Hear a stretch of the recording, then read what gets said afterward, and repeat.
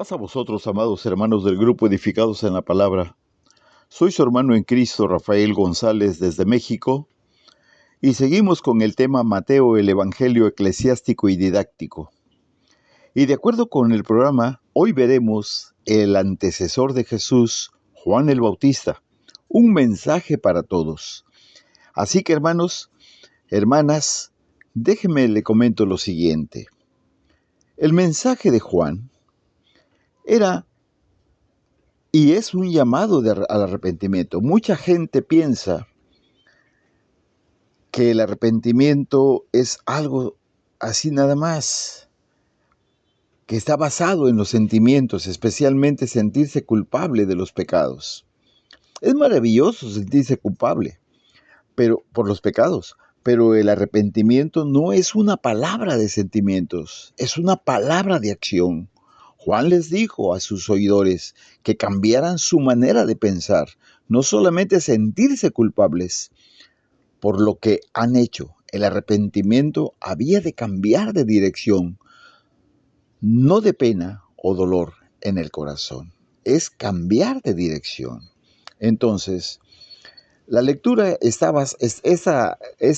tema está basado en Mateo 3, del 1 al 12.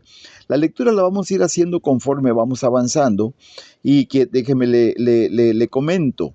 Cuando Juan el Bautista está hablando, se convierte en un maravilloso ejemplo para todo creyente del Evangelio. Su mensaje es para todos, para la persona común como para la persona religiosa. Confronta directamente al pecado. Juan ministró en el desierto, y el desierto no era una zona desolada como otros desiertos, era una provincia con al menos 6 ciudades esparcidas en ella. Fue en el desierto de Judea donde apareció el clamor pidiendo arrepentimiento por el pecado. Y entonces,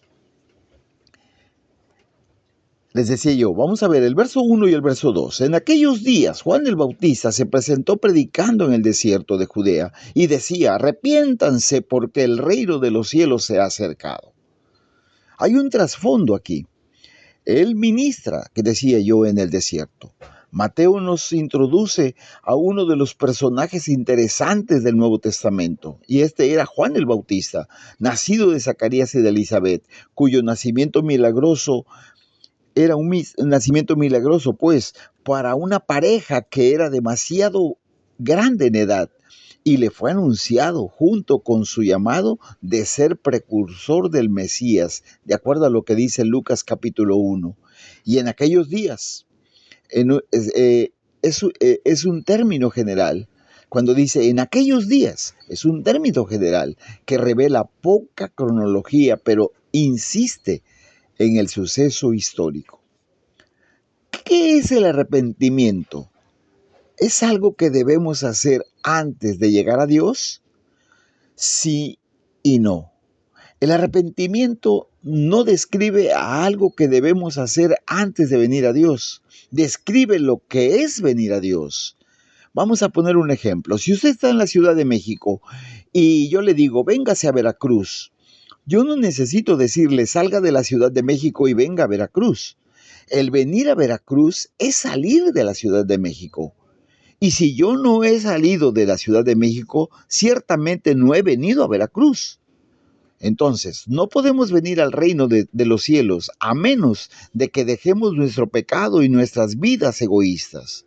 El llamado al arrepentimiento es importante y no debemos de ser negligentes o perezosos, para decir de otra manera, sino completamente listos. Es correcto decir que el arrepentimiento es la primera palabra del Evangelio. Vaya, cuando usted habla del arrepentimiento es como decir algo importante del Evangelio. Cuando vamos al verso 3, del verso 3 al verso 6, es un mensaje que está dando al pueblo de arrepentimiento. Y dice el verso 3, este es aquel de quien el profeta Isaías dijo, una voz clama en el desierto, preparen el camino del Señor, enderecen sus sendas. Juan usaba un vestido de pelo de camello, llevaba un cinto de cuero alrededor de su cintura y se alimentaba de langostas y de miel silvestre. A él acudía la gente de Jerusalén y de toda Judea y de toda la provincia cercana del río Jordán. Y allí, en el Jordán, la gente confesaba sus pecados y Juan los bautizaba. En este pasaje que Mateo cita, que es el de Isaías 43, tiene en mente construir una gran senda para la llegada del Rey majestuoso. La idea es de llenar los hoyos, de derribar los montes que están estorbando en el camino, que están dañando el camino. La idea de preparar el camino del Señor es una imagen de palabra, porque la verdadera preparación debe de tomar lugar en nuestros corazones. Construir un camino es muy parecido a lo que Dios debe hacer en nuestros corazones. Las dos cosas son caras.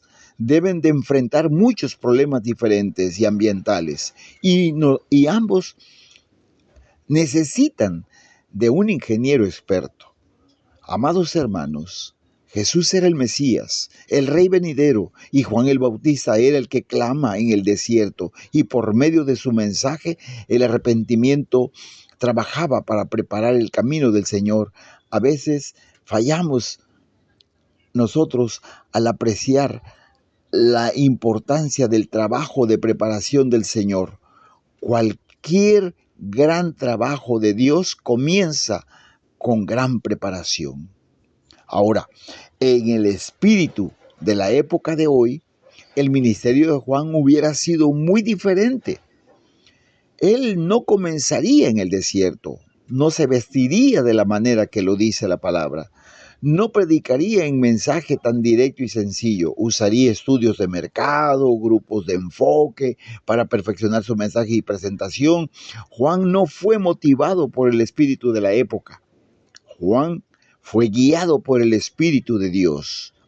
Porque dice el verso 5, a él acudía la gente de Jerusalén y de toda Judea y de toda la provincia del río Jordán. Y allí en el Jordán la gente confesaba sus pecados y Juan los bautizaba. El ministerio de Juan tuvo gran éxito. Había mucha gente que reconocía su pecado, su necesidad de prepararse para el Mesías y estaban dispuestos a hacer algo al respecto. Bajo la bendición de Dios, el mensaje del arrepentimiento que Juan llevaba y era el llamado a prepararse para el Mesías, tuvo mucho fruto. Ese mensaje tuvo mucho fruto, porque el bautismo era para los pecadores y ningún judío jamás se había concebido a sí mismo como un pecador apartado de Dios. Ahora, por primera vez en la historia nacional de los judíos, ellos reconocían su propio pecado y su propia necesidad clamorosa de Dios. Amados hermanos, nunca antes había habido un movimiento nacional tan único de penitencia y de búsqueda de Dios como en ese tiempo, como en ese momento, como cuando Juan el Bautista. Con el bautismo, de Juan, que Juan ofrecía, era un lavado ceremonial que confesaba que el pecado hacía algo para demostrar arrepentimiento. Antes de poder adquirir el reino de los cielos, debemos reconocer nuestra pobreza de espíritu, de acuerdo a lo que dice Mateo capítulo 5, verso 3. Este tipo de mensaje acerca del pecado es el fundamento de la mayoría de avivamientos, confesando sus pecados. Este es otro aspecto importante y va acompañado con el llamado al arrepentimiento. Esos judíos que estaban allí se tomaban muy en serio el estar bien con Dios. Ahora, cuando llegamos al verso 7, del verso 7 al verso 10, el predicador Juan el Bautista es muy directo para los religiosos y los fariseos, a los saduceos también. Y dice el verso 7, cuando él vio que muchos de los fariseos y de los saduceos venían a su bautismo les decía, generación de víboras, ¿quién les enseñó a huir de la ira venidera? produzcan frutos dignos de arrepentimiento y no crean que pueden decir, tenemos a Abraham por padre, porque yo les digo que aún de estas piedras Dios puede levantar hijos a Abraham. El hacha ya está lista para derribar de raíz a los árboles. Por tanto, todo árbol que no da fruto será cortado y echado en el fuego. Y vemos a los fariseos y saduceos, estos dos grupos importantes en el judaísmo del primer siglo. Eran muy diferentes y muy a menudo, muy seguido, estaban en conflicto ellos. Juntos representaban el liderazgo del judaísmo. Quiero mostrarle cuatro cosas acerca de los fariseos. Dice que ellos pensaban que uno era hecho recto nada más con cumplir la ley y pensaban que ellos eran rectos de esa manera. Seguido, malinterpretaban la ley. Por otro lado, ellos mantuvieron muchas tradiciones para ser de igual autoridad a las Escrituras. También casi siempre eran hipócritas en sus prácticas, descuidando el núcleo y espíritu de la ley que, por aspectos de observación, buscaban que fuera exterior, o sea, vista por los seres que le rodeaban. Cuando le dice generación de víboras, ¿quién les enseñó a huir de la ira venidera? Juan los acusaba a estos líderes de aparentar estar ansiosos por el Mesías, pero no arrepentidos ni preparados sus corazones verdaderamente. Entonces, ¿qué quiere decirles Juan cuando les dice huir de la ira venidera? Esta ira es la ira de Dios, es la ira justa y bien merecida. También les decía, esta ira es ignorada o menospreciada porque no es inmediata sino venidera. Esta ira no es menos exacta solo porque está retrasada, porque es venidera. Esta ira es terrible porque es la ira de Dios. Y entonces Juan los invita a que huyan. Hay que huir. Les da la instrucción. El huir implica acción inmediata. El huir implica acción rápida. El huir implica movimiento recto, sin desvíos, sin desviaciones.